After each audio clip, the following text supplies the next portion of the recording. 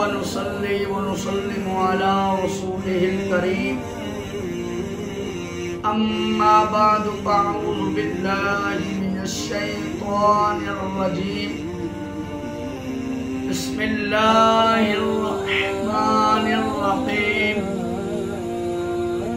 أمن هو قانت آناء الليل ساجدا وقائما يحذر الآخرة ويرجو رحمة ربه آمنت بالله صدق الله العلي العظيم وبلغنا رسوله النبي الكريم الأمين ونحن على ذلك من الشاهدين والشاكرين والحمد لله رب العالمين إن الله وملائكته يصلون على النبي يا أيها الذين آمنوا صلوا عليه وسلموا تسليما الصلاة والسلام عليك يا سيدي يا رسول الله وعلى آلك وأصحابك يا سيدي يا حبيب الله الصلاة والسلام عليك يا سيدي يا نبي الله وعلى آلك وأصحابك يا سيدي يا نور من الله پچھلی راتی الرحمت رب دی کرے بلند آوازاں بخشش منگن والیو آؤ کھلا اے دروازہ اللہ تبارک و تعالی کا کروڑہ دفعہ احسان عظیم اور شکر ہے کہ جو پاک پروردگار ہمیں نہیں بولا ہم اس کو بھول چکے ہیں وہ رات کے دوسرے ٹائم کے اندر بھی آ کر پہلے آسمان پر تجلی فرماتا ہے اور پکارنے والوں کو پکارتا ہے کہ ہے کوئی آج مجھ سے رزق مانگنے والا کہ میں اس کو رزق عطا کر دوں، ہے کوئی مجھ سے اولاد کا طلبگار کہ میں اس کو اولاد عطا کروں، ہے کوئی مجھ سے پریشانیاں مانگنے والا کہ میں اس کی پریشانیوں کو دور کر دوں۔ سامعین محترم، امام الانبیاء کے غلاموں، اللہ تبارک و تعالی نے قرآن مجید فرقان حمید کے اندر ارشاد فرمایا امن هو قانت آناء اللیل، بھلا وہ جو شخص عبادت میں بسر کرتا ہے رات کی گھڑیاں۔ آگے قرآن کے اندر ارشاد ہے نیز فرمایا لیلۃ القدر خیر من الف شہر، شب قدر 1000 ماہ سے افضل ہے۔ آگے میرا رب ارشاد فرماتا ہے قرآن پاک کے اندر الذین ينفقون اموالهم باللیل، وہ لوگ جو صدقات کو رات میں خرچ کرتے ہیں، یتلون آیات اللہ آناء اللیل وهم یسجدون، وہ لوگ جو قرآن مجید کی آیات کو رات کے اوقات میں پڑھتے ہیں۔ اللہ تبارک و تعالیٰ کے ایسے بندے بھی اس دنیا میں موجود ہیں جو عبادت کرتے ہیں، عبادت و ریاضت کرتے ہیں لیکن کسی کو بتلاتے نہیں،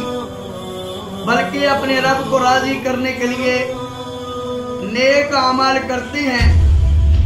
اور جو صدقات کا حکم آیا وہ یہ کہ اگر آپ سیدھے ہاتھ سے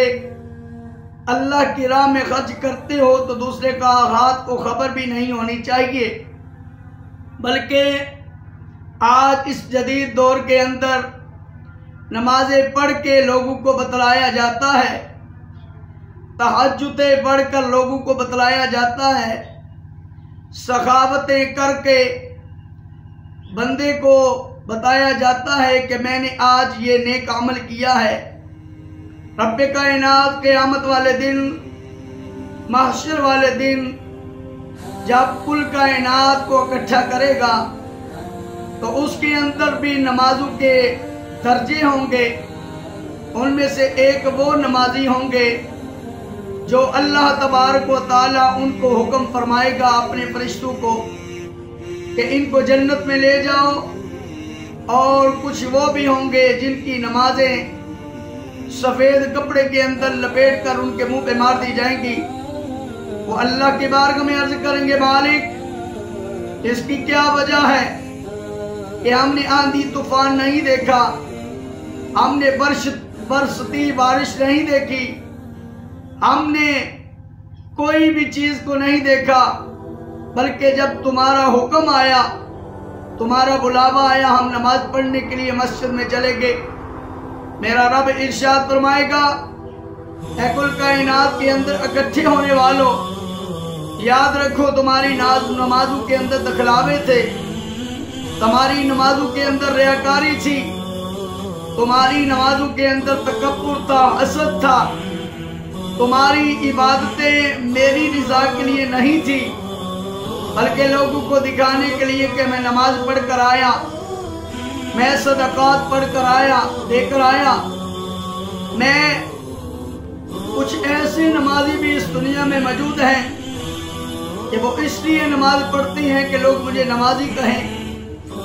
وہ اس لیے حج کرتے ہیں کہ لوگ مجھے حاجی کہیں،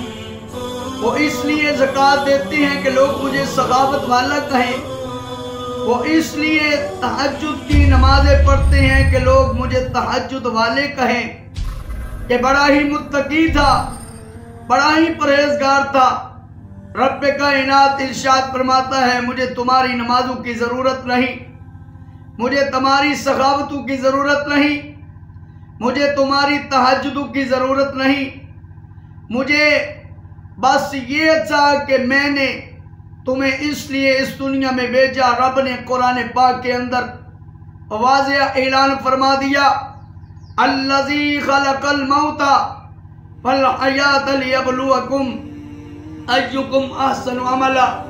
سامعین محترم، امام الانبیاء کے غلاموں، میرے رب نے ارشاد فرمایا کہ میں نے موت اور زندگی کو اس لیے پیدا کیا تاکہ تم میں سے دیکھو کون اچھے اعمال کرتا ہے۔ رب کی عبادت کرنے کے لیے فرشتے ہی کافی ہیں، کوئی رکوع میں ہے، کوئی سجدے میں ہے،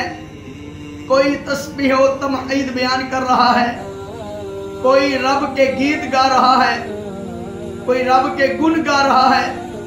ہر وقت صدائیں ہوتی ہیں اپنے رب کو یاد کرنے کے لیے، اپنے رب کی پاکی بیان کرنے کے لیے۔ سامعین محترم، یاد رکھو ایسی نمازیں رب سفید کپڑے کے اندر لپیٹ کر منہ پر مار دے گا کہ مجھے ایسی نمازوں کی ضرورت نہیں۔ رومی علیہ الرحمہ فرماتے ہیں کہ بندہ نماز پڑھ کر بھی اللہ کے خوف سے ڈرتا رہے، اللہ سے لرزا رہے کہ شاید میری نماز قبول ہوئی ہے یا نہیں ہوئی۔ یعنی نماز اس چیز کا نام ہے تکبر سے پاک، ریاکاری سے پاک، حسد سے پاک، کینہ بغض سے پاک، بلکہ فقط اللہ کی رضا کے لیے ہر نیک عمل کیا جائے، ہر نیک عمل کو اللہ کے سپرد کیا جائے۔ اور آج دنیا میں مومنوں، میرے حضور کے امتیوں، یاد رکھو آج دنیا میں لوگوں کو راضی کر لوگے، لیکن محشر والے دن جب کل کائنات برپا ہوگی، اور آج دنیا میں دیکھ رہے ہو کہ وہ جو کائنات قیامت والے دن اکٹھی ہوگی، اس کا ٹائم قلیل ہے، طویل نہیں، نشانیاں ظاہر ہو چکی ہیں۔ اس کائنات کی بارگاہ میں قیامت والے دن کیسے حساب دو گے؟ جب رب کائنات کا ارشاد ہوگا اپنے پاؤں کو مت اٹھانا، یہاں پہ جمے رہو، اور جم کر جب تک تم سے 4 سوال نہ کر لیے جائیں تم اپنے پاؤں کو ہٹا نہیں سکتے۔ آج دنیا کے اندر اپنے ہاتھوں پہ انگارہ نہ رکھنے والوں، آج دنیا کے اندر تھوڑے سے ٹائم میں جو سورج تپتا ہے اس کی تپش برداشت نہ کرنے والوں، قیامت والے دن جب سورج سوا نیزے پر رہ کر آگ برسا رہا ہوگا، تانبے کی دہکتی ہوئی زمین پر ہم سب کو ننگے پاؤں کھڑا کر دیا جائے گا، اس وقت میرے مالک کی بارگاہ میں کیا جواب دو گے؟ میرا رب فرماتا ہے کہ تم نیک عمل لے کر آنا، تم تہجدیں لے کر آنا، تم عبادت و ریاضتیں لے کر آنا، لیکن ایسا نہ ہو کہ جب تمہارے نامہ اعمال کو کھولا جائے تو اس کے اندر ریاکاری بری ہو، تکبر برا ہو، حسد برا ہو، بغض اور کینہ برا ہو۔ امام الانبیاء کے غلاموں، ذرا غور تو فرماؤ کہ آج ہم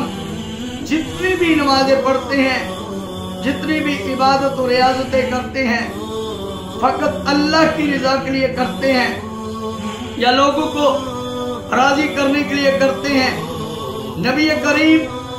صلی اللہ علیہ وآلہ وسلم سے پوچھا گیا کہ وہ دن تو بہت طویل ہوگا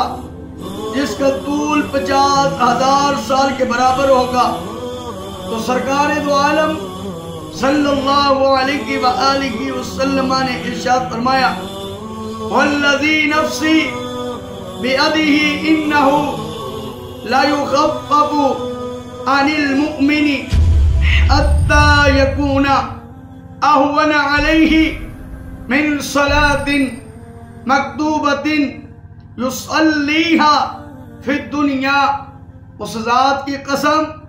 جس کے قبضہ قدرت میں میری جان ہے، یہ دن مومن کے لیے بڑا مختصر کر دیا جائے گا۔ یہاں پہ مومن کی بات ہو رہی ہے، یہاں تک کہ جتنا وقت اس دنیا میں فرض نماز کے ادا کرنے میں لگتا ہے، اس سے بھی مختصر ہوگا۔ سامعین محترم، امام الانبیاء کے غلاموں، یاد رکھو موت تو برحق ہے، آنی ہے، ایک دن موت کا ذائقہ چکھنا ہے۔ ایسا نہ ہو کہ ہم اس دنیا سے جب رخصت ہوں تو ہمارے نامہ اعمال میں کچھ نیکیاں نہ ہو۔ اللہ رب العزت ہمیں دونوں جہان کی سعادتیں عطا فرمائے۔